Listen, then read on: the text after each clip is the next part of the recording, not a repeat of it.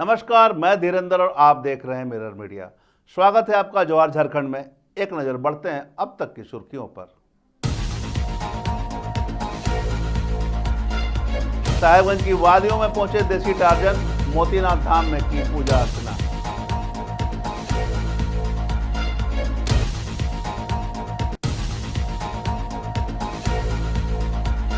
हजारीबाग के गांधी मैदान में चला अतिक्रमण हटाओ अभियान।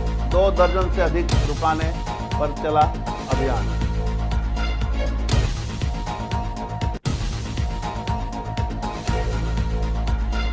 जजरहाट में चल रहा जामताड़ा के टेस्ट, जूरिया पंचायत का आंगनबाड़ी केंद्र, कोई कार्रवाई नहीं।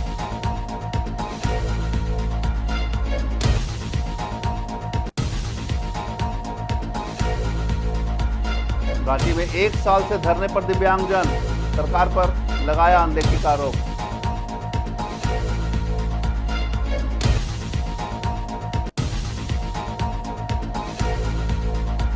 और जिला स्तर पर मान्यता से वंचित क्षेत्रीय भाषाओं को लेकर विरोध तेज, मंच से दी आंदोलन की चेतावनी।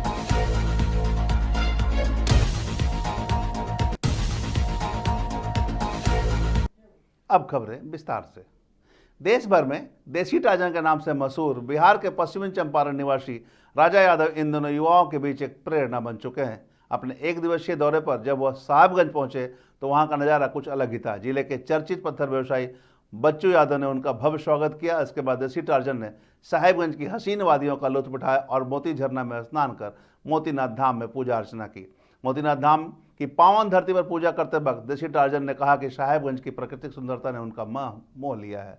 उन्होंने कहा कि झारखंड की ये पहाड़ी इलाका सुकून और ऊर्जा से भरपूर है। वहीं इस मौके पर मौजूद संजय यादव ने कहा कि देसी टार्जन किसी परिचय के मोहताज नहीं है, वो एक शानदार धावक है और अगर इसी तरह मेहनत करें तो ओलंपिक तक का सफर भी तय कर सकते हैं। राजा यादव ने कहा कि वह सोशल मीडिया के जरिए युवाओं को जागरूक कर रहे हैं ताकि वह भारतीय संस्कृति और परंपराओं से जुड़े रहे। उनके साहिबगंज आगमन से स्थानीय युवाओं में खासा उत्साह देखा गया। आवाज पर आए हैं, हम लोग का सौभाग्य है और ये बिहार में टार्जन के नाम से जाने जाते हैं और इनको देश विदेश में इनका चर्चा है भाई। और ये अच्छे भावक हैं और हो सकता है आगे वाला भविष्य में ओलंपिक में भी जा सकते हैं। और ये सबके बिहार से आए हैं, यहाँ से सम्मान करना उनका काम है। बहुत अच्छा मैसेज आएगा। हम लोग तो यहाँ से बहुत अच्छा मैसेज भेजेंगे ना। हम लोग यहाँ आए हैं तो उतना इनको कब हो सकता है संभव उतना प्रयास करके स्वागत करेंगे भाई। राजा यादव ग्रामीण भावक हैं और रामदेव बाबा के साथ में भी जाके दौड़ते हैं और लोग से भी मिलते हैं जाके। राजा यादव तो अब नाम का मोहताज रहे नहीं, राजा यादव तो अपने आप में जगह है और देसी टार्जन के नाम से जाने जाते हैं राजा यादव। आगामी कुश्ती प्रतियोगिता में ये इनका आगमन हुआ है। प्रयास रहेगा कि आगामी कुश्ती प्रतियोगिता में राजा यादव और हरियाणा, यूपी, बिहार, कश्मीर का धावक को पहलवानों सबको हम लोग प्रयास करेंगे कि आगामी कुश्ती प्रतियोगिता में इन लोग को शामिल करने की कोशिश करेंगे। हजारीबाग के गांधी मैदान क्षेत्र में रविवार को निगम द्वारा अतिक्रमण हटाओ अभियान चलाया गया। इस व्यस्त इलाके में रोजाना लगने वाले ट्रैफिक जाम से आम लोग परेशान थे। निगम ने पहले कई बार चेतावनी भी दी थी, लेकिन ठेला और अस्थायी दुकान लगाने वाले नहीं हटे थे। इसके बाद सख्ती दिखाते हुए करीब 2 दर्जन दुकानें हटाई गई। सहायक नगर आयुक्त अनिल पांडे ने बताया कि जनता की सुविधा को देखते हुए यह निर्णय लिया गया है। उन्होंने कहा कि निगम का यह अभियान आगे भी जारी रहेगा। कि आज हजारीबाग नगर निगम के द्वारा गांधी मैदान और इसके आसपास में विशेष सफाई अभियान चलाया गया था। इसी दौरान बहुत सारे दुकानदारों और पब्लिक के द्वारा लगातार शिकायत आ रही है कि यहाँ पे जो बहुत सारे जो ठेला खुमसा वाले हैं और बहुत सारे दुकानदार हैं जो अतिक्रमण किए हुए, जिसकी वजह से सफाई व्यवस्था भी ठीक से नहीं हो पाती है और लोगों को यातायात में भी समस्या का सामना करना पड़ता है। इसके लिए नगर निगम के द्वारा बार बार इनको बताया भी गया है कि अपना जो अतिक्रमण उसको हटा लिया जाए, लेकिन इसके बावजूद इनके द्वारा कोई इसके पहल नहीं की गई। तो आज इसी को देखते हुए नगर निगम के द्वारा आज अतिक्रमण हटाने का जो कार्रवाई की जा रही है, इसमें हम जो ऐसे जो दुकान है जो अपना जो ठेला लगा के रखे लेकिन वो दुकान चलाते नहीं हैं, वो जगह घेरने के लिए, और कई दुकानदारों को द्वारा देखा जाता है कि 2-2, 3-3 ठेला कूचा लगा के और ज़्यादा से ज़्यादा मतलब क्षेत्र का अतिक्रमण किया गया, उनको हटाया जा रहा है। और बाकी जो गंदगी फैलाते हैं उनको भी हिदायत दी जा रही है कि जो हमारे नगर निगम का जो सफाई का जो कार्यक्रम होता है उसमें वो लोग सहयोग करें और शहर को स्वच्छ और सुंदर बनाए रखने में हमारी मदद करें। जामताड़ा के नाला प्रखंड क्षेत्र अंतर्गत टेस जूरिया पंचायत स्थित आंगनबाड़ी केंद्र संख्या 4 की स्थिति जर्जर हो चुकी है। केंद्र की छत से लगातार पानी टपकने के कारण बच्चों को केंद्र के अंदर बैठना मुश्किल हो गया है। बरसात के दिनों में यह समस्या और भी गंभीर हो जाती है, जिससे बच्चों की पढ़ाई और स्वास्थ्य दोनों पर बुरा असर पड़ रहा है। आंगनबाड़ी सेविका के अनुसार छत से टपकते पानी के कारण कभी भी कोई बड़ा हादसा हो सकता है। सेविका ने चिंता जताई है कि इस तरह की जर्जर इमारत में बच्चों को रखना जोखिम भरा है। आंगनबाड़ी की सिर्फ छत ही नहीं, केंद्र का गेट भी पूरी तरह से सड़ चुका है। इससे सामान को सुरक्षित रहना संभव नहीं हो पा रहा है। केंद्र में सालों पहले लगाया गया चापाकल भी लंबे समय से खराब पड़ा है। सेविका का कहना है कि इस समस्या की जानकारी कई बार विभागीय अधिकारियों को भी दी गई है, लेकिन अब तक किसी तरह की कोई ठोस कार्रवाई नहीं हो पाई है। आंगनबाड़ी में हम देख रहे हैं गेट भी नहीं है और छत से पानी चो रहा है, तो इनका जानकारी विभाग को दिया है कि দিয়েছে কিন্তু কিছু এতদিন দেওয়া হয়নি, কিছু কাজও নাই। অনেক জল পড়ছে, বাচ্চাদের বসানোর জন্য খুব অসুবিধা। আর দরজাগুলো ছেড়ে গেছে, কোনো খাবার জিনিস রেখে মানে ছেলেরা সকল ডাক্তার দিতেও পারছি না। মানে এই জানকারিটা বিভাগকে দেওয়া হয়েছে কিন্তু বিভাগে কোনো প্রস্তাব এখনো কোনো কিছু নাই। কলও চাপা কলও খারাপ হয়ে আছে। চাপাকল তো পানি কত দূর থেকে আনছে? পানি ওই দূর থেকে আনতে ইন্দারা থেকে চাপাকল আঙুরবাড়ি চাপাকল খারাপ হয়ে গেছে, তো চাপাকল যে খারাপ হয়েছে সেটি জানকারি দেওয়া হয়েছে। হ্যাঁ, জানকারি দেওয়া হয়েছে। रांची के मोराबादी मैदान में पिछले 1 साल से दिव्यांगजन अपनी मांगों को लेकर धरने पर बैठे हैं, लेकिन हैरानी की बात यह है कि अब तक सरकार की ओर से कोई ठोस कदम नहीं उठाया गया। सवाल यह है कि क्या समानता और सशक्तिकरण की बातें सिर्फ मंचों और भाषणों तक ही सीमित है?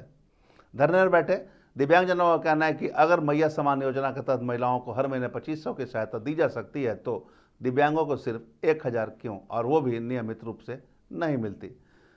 लोगों ने सरकार पर भेदभाव का आरोप लगाया है। उनका कहना है कि वे शिक्षित हैं, योग्य हैं, लेकिन उन्हें नौकरी सिर्फ इसलिए नहीं मिलती क्योंकि वे दिव्यांग हैं।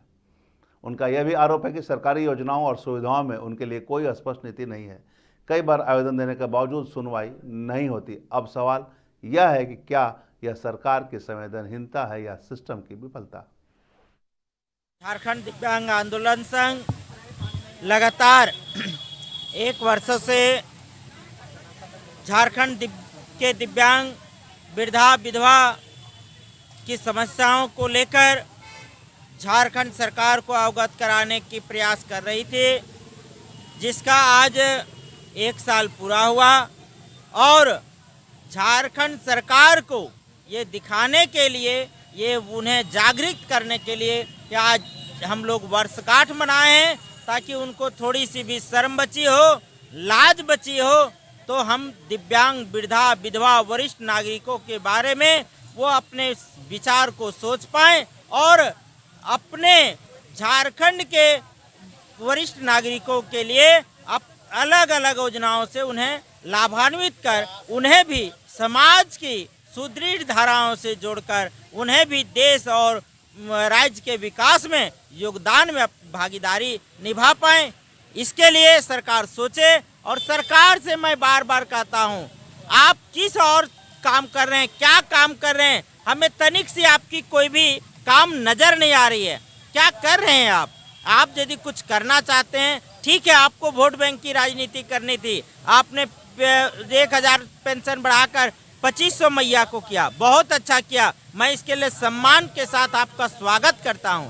लेकिन क्या आपको सच में लगता है कि वो इस लायक थी? उन्हें 2500 पेंशन की आवश्यकता थी या 25,000 के रोजगार की आवश्यकता थी? आपने तो ठगने का काम कर दिया। जिन्हें 2500 पेंशन की आवश्यकता थी, जो बुजुर्ग हैं, जो घिसक घिसक के दिव्यांग चल रहे हैं, जो खुद से कुछ कर नहीं पा रहे हैं, उन्हें 2500 पेंशन की आवश्यकता थी। मैथिली, भोजपुरी, अंगिका और मगही जैसी भाषाओं को जिला स्तर की मान्यता से वंचित रखने के खिलाफ अब विरोध तेज हो गया है। भाषाई अधिकारों के समर्थन में आंदोलनरत संगठनों ने इसे सांस्कृतिक अनदेखी बताया है। 3 अगस्त को अखिल भारतीय भोजपुरी, मगही, मैथिली, अंगिका की एक अहम बैठक अध्यक्ष कैलाश यादव की अध्यक्षता में हुई।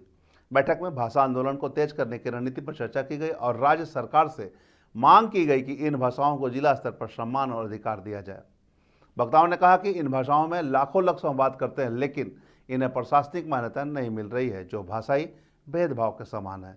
मंच के सदस्यों ने चेतावनी दी है कि अगर मांगे नहीं मानी गई तो चरणबद्ध आंदोलन शुरू किया जाएगा।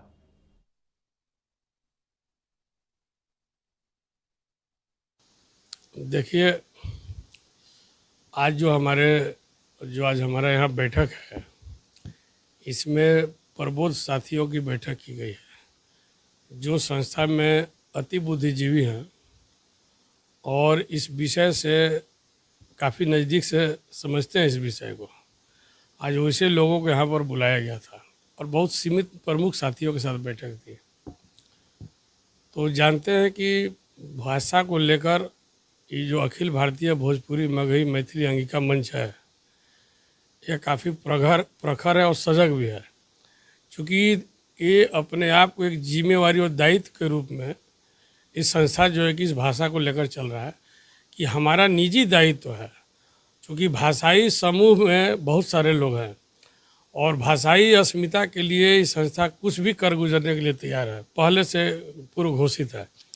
लेकिन चूँकि सत्ता सरकार है और कोई भी चीज़ कॉन्स्टिट्यूशन संवैधानिक रूप से होता है, तो हम पहले सरकार से अपने दम तक पूरा प्रयास करेंगे कि सरकार के कानों में बात जो है कि हम पहुंचाएं। और सरकार के जो मुखिया हैं, हमारे नेता मुख्यमंत्री हेमंत सोरेन जी, हम लोग प्रयास करेंगे कि उनको ये बात को अखबार के माध्यम से, कार्यक्रम के माध्यम से और मीडिया के माध्यम से पहुंचाने का हम लोग कोशिश करेंगे। आज लगभग ये चौथी बैठक हम लोगों की हो रही है। इस सत्र का पिछले तो हम लोग बहुत किए जो किए, तो उसमें यही था कि आज हम लोग एक विधिवत जो सूची होती है सारी कार्य समिति की, उसकी निर्णय करेंगे।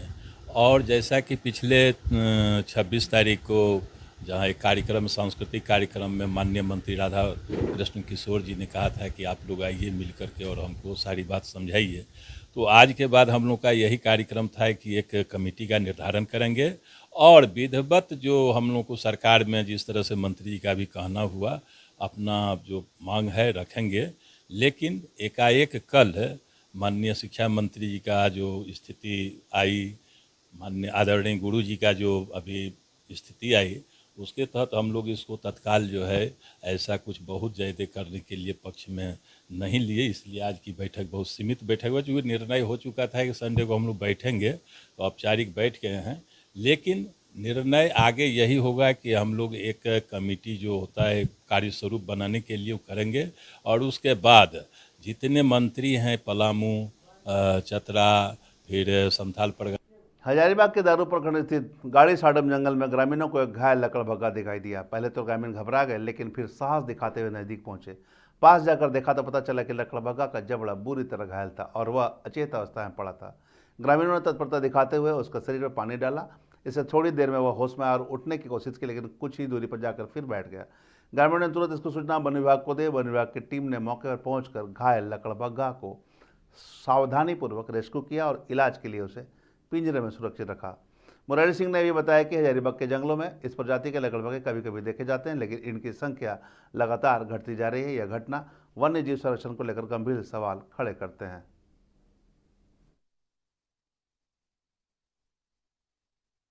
वो दारू प्रखंड का एक कबिलासी पंचायत है, वहीं गाड़ी सारम गांव है, जंगल से सटा हुआ गांव है। वहीं पे एक घायल हाइना यानी लकड़बग्गा मिला था और ये जो लकड़बग्गा है वो धारीदार लकड़बग्गा है, स्ट्राइप होता है इसके बॉडी पे और ये इसको आप अपमार्जक कहें। ये जंगल में मरे हुए जानवरों को खा लेता है, खाकर सफाई कर देता है, यानी जंगल का सफाई कर्मी है।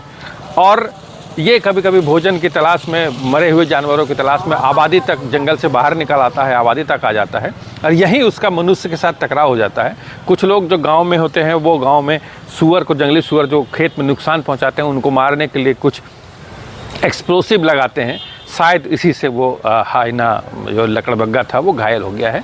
और लकड़बग्गा एकदम संरक्षित श्रेणी का पशु है, जंगली पशु है और दुनिया में, पूरी दुनिया में इसकी अनुमानित जो आबादी है वह अब इनकी संख्या जो है वो 10,000 के लगभग है, यानी कि बहुत महत्वपूर्ण है। हजारीबाग जिले में यहाँ कन्हरी जो पहाड़ी है वहाँ पे हाइना है हाइना का डेन भी वहाँ पर है, और जो सुबह में मॉर्निंग वॉक करते हैं उनको भी दिख जाता है। अमूमन यह आदमियों पर हमला नहीं करता है, यह मरे हुए जीवों की तलाश करता है और उनके मांस को खाता है। फिलहाल क्या कुछ किया जा रहा है ना, तो घायल अवस्था? अब घायल अवस्था में मिलता है तो जिस वन प्रमंडल में मिला उस वन प्रमंडल के डीएफओ की जवाबदेही होती है कि उसका वो ट्रीटमेंट कराएं, चूँकि हर डीएफओ अपने डिवीजन का वाइल्ड लाइफ वार्ड।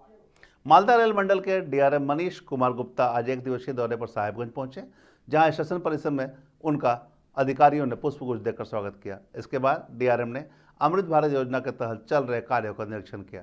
निरीक्षण के दौरान स्टेशन परिसर में गंदगी, टीन सेट से टपकता पानी और अन्य अव्यवस्थाएं देखकर डीआरएम ने नाराजगी जताई। उन्होंने अधिकारियों को फटकार लगाते हुए साफ सफाई और सौंदर्यीकरण का कार्य शीघ्र पूरा करने का निर्देश दिया। साथ ही एजेंसी को भी चेतावनी दी कि किसी तरह की लापरवाही बर्दाश्त नहीं की जाएगी। डीआरएम ने आरक्षण counter, general ticket counter, parcel कार्यालय, फूड ओवरब्रिज और पेयजल व्यवस्था जैसी यात्री सुविधाओं का भी जायजा लिया। निरीक्षण के दौरान स्टेशन प्रबंधक हर्षराज पाठक, सीनियर डीएमई और आरपीएफ कमांडेंट गुलाम सरवर सहित अन्य रेलकर्मी मौजूद रहे।